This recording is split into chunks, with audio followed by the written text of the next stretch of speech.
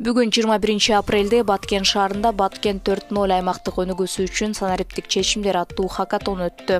Иш-чараны Герман эл аралык кызматташтык коому жана бир канча өнөктөштөр уюштуруп, катышуучулар аймактык маселелерди санариптик жол менен чечүү боюнча бизнес идеяларын сунушташты. Ошол долбоордун алкагында кыздарды IT тармагында программалоо тилин үйрөтүп окутуп жатабыз. Азыр 15 команда ийгиликтүү презентацияга чейин келип отурат. Анан бүгүн ошо иш-чаранын негизинде алардын арасынан эң мыктыларын тандап алууга азыр ушундай иш-чара өткөрөбүз. Хакатон Баткен жаштардын потенциалын ачып, саламаттыкты сактоо, билим берүү, экология жана мамлекеттик кызматтарды санариптештирүү тармагында инновациялык долбоорлорду көрсөтүүгө мүмкүнчүлүк берди.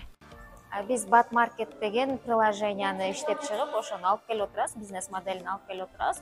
Бизди окуткан GIZ программасына да чоң рахмат. Бизди Python багытында программалоо тилинде 4 айдан бери окуп жатабыз. Бүгүн жыйынтыгын көрсөткөнү келдик. Бүгүнкү хакатон аябай жогорку деңгээлде өтүп жатат. Ушул ISTF Goals проектинин негиздөөчүсү Адилет агайга жана дагы уюштуруучуларга, демөөрчүлөргө аябай чоң ыраазычылык. Биз ушул проекттен көптөгөн нерселерди үйрөндүк. Дүйнөлүк масштабдагы IT программасын тереңдетип үйрөнө алдык. Долбоор менен биз окууга курска катышканбыз. Ошол курстун алкагында хакатонго катышууга бизге уруксат берилди. Бул биздин биринчи стартап болуп атат. Биздин команда апдейт болуп, колордо сайтыны ойлоп таптык.